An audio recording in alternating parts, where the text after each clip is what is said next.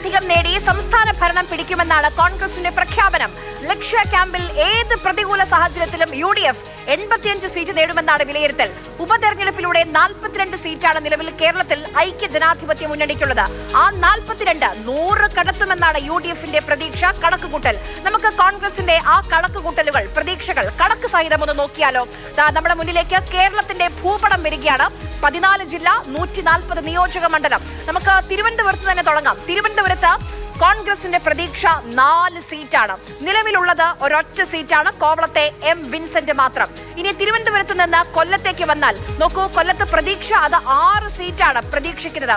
നിലവിലുള്ളത് UDFന് 2 സീറ്റാണ്. CR മഹേഷും അതോടൊപ്പം PC വിശ്വനാഥും.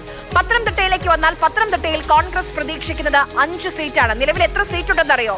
നിലവിൽ ഒരു MLA പോലുമില്ല പത്തനംതിട്ട ജില്ലയിൽ നിന്ന് കോൺഗ്രസിന്. അതായത് ശബരിമല സ്വർണ്ണക്കൊള്ളയൊക്കെ വലിയ നേട്ടമാകുമെന്ന് കോൺഗ്രസ് പ്രതീക്ഷിക്കുകയാണ്.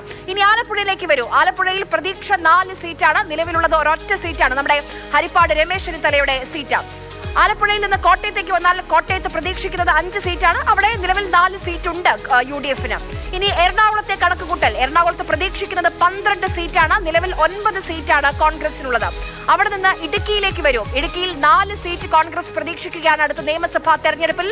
നിലവിലുള്ളത് ഒരൊറ്റ സീറ്റാണ്, നമ്മുടെ PJ ജോസഫിന്റേത്. തൃശ്ശൂരിലേക്ക് വന്നാൽ തൃശ്ശൂരിലും വലിയ പ്രതീക്ഷയുണ്ട്. തൃശ്ശൂരിൽ 6 സീറ്റാണ് കോൺഗ്രസ് പ്രതീക്ഷിക്കുന്നത്. നിലവിലുള്ളത് ഒരൊറ്റ സീറ്റ് മാത്രമാണ്, നമ്മുടെ ചാലക്കുടി, സനീഷ് ജോസഫിന്റെ ചാലക്കുടി മാത്രമാണ് UDFന്റെ കയ്യിലുള്ളത്. പാലക്കാടേക്ക് വന്നാൽ പ്രതീക്ഷ 2 നിലവിലുള്ളത്, അത് 5 ഉയരുകയാണ് കണക്കുകൂട്ടൽ. നിലവിൽ രാഹുലും അതോടൊപ്പം തന്നെ N. ഷംസുദ്ദീനും ഈ 2 സീറ്റാണ് UDFനുള്ളത്. മലപ്പുറത്തേക്ക് വന്നാൽ മലപ്പുറത്തെ പ്രതീക്ഷ ഫുള്ളാണ്. 16 സീറ്റ് കിട്ടുമെന്നാണ് മലപ്പുറത്ത് UDFന്റെ കണക്കുകൂട്ടൽ. നിലവിൽ 13 സീറ്റാണ് മലപ്പുറത്ത് UDFനുള്ളത്. അതിൽ നമുക്ക് നേരത്തെ 12 ആയിരുന്നു. നിലമ്പൂർ കൂടി കിട്ടിയതോടെയാണ് അത് 13 മാറിയത്.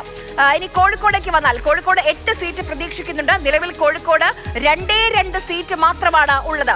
ഇനി വയനാട്ടിലേക്ക് വന്നാൽ വയനാട് പ്രതീക്ഷ 3 നിലവിൽ 2 ഉണ്ട്. T. സിദ്ദിഖും IC ബാലകൃഷ്ണനും. കണ്ണൂരിലും പ്രതീക്ഷകൾ വലിയ രീതിയിൽ തന്നെയുണ്ട്. നിലവിലുള്ള 2 സീറ്റല്ല, അത് ഇരട്ടിയാക്കി 4 സീറ്റ് കണ്ണൂരിൽ നേടുമെന്നാണ് UDFന്റെ പ്രതീക്ഷ. നിലവിൽ സണ്ണി ജോസഫും സജീവ് ജോസഫും മാത്രമാണ് കണ്ണൂരിൽ നിന്നുള്ള കോൺഗ്രസ് MLA മാർ. കാസർഗോഡേക്ക് വന്നാൽ അവിടെയും പ്രതീക്ഷ ഉയരുകയാണ്. നിലവിലുള്ള 2 സീറ്റിൽ നിന്ന് 3 സീറ്റായി ഉയർത്തുമെന്നാണ് കാസർഗോട്ടെ പ്രതീക്ഷ. അങ്ങനെ UDF ലക്ഷ്യ ക്യാമ്പ് അവസാനിപ്പിക്കുമ്പോൾ നേതാക്കളൊക്കെ വലിയ പ്രതീക്ഷയിലാണ്. 100+ നേടി 2026 അധികാരത്തിൽ വരുമെന്ന പ്രതീക്ഷയിലാണ്.